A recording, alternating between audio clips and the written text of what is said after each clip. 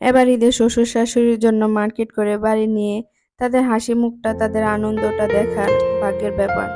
যার শ্বশুর শাশুড়ি বেঁচে আছে এই অনুভবটা একমাত্র তারাই বুঝবে, আর যার নাই সে কখনোই বুঝবে না।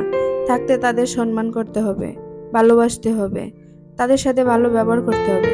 না পারলে মরে গেলে অভিনয় করে তাদের জন্য চোখের পানি ফেলার কোনো দরকার নেই। তুমি যদি অন্যের বাবা মাকে কষ্ট দাও, কাঁদাও, অবহেলা করো, গালাগালি করো, তাদের বেলায় নাই নাই করো, তাহলে মনে রাখো আল্লাহ উপরে একজন আছে যিনি ছাড় দেয়, ছেড়ে দেয় না।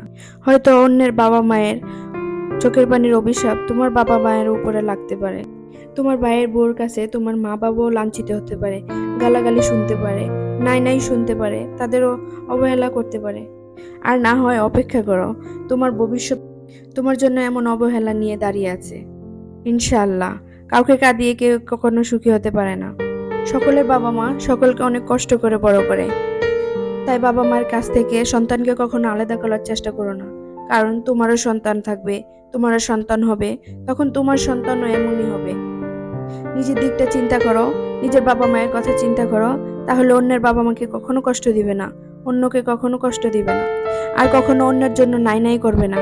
কারণ আল্লাহ যাকে যতটুকু দিয়েছে তাতেই সন্তুষ্ট থাকো, তাতেই আলহামদুলিল্লাহ বলো, তাহলে আল্লাহও খুশি হবে, তোমার বরকতও হবে।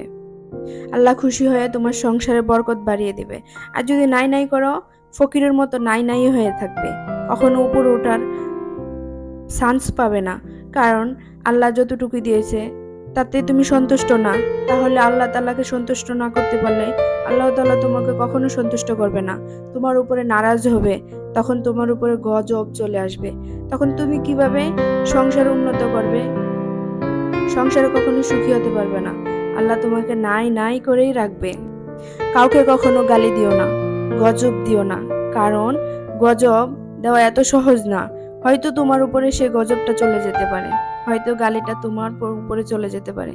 তখন তখন কি করবে? কাউকে কখনো বিনা কারণে গালি দিও না, নিজেকে ছোট করো না, নিজের স্বামীকেও ছোট করো না কখনো কারোর কাছে। কারণ নিজের স্বামীর 2 টাকা নিজের কাছে অনেক মূল্যবান। কাউকে নিয়ে সমালোচনা করবে না, কারণ সে অধিকার তোমাকে কেউ দেয়নি।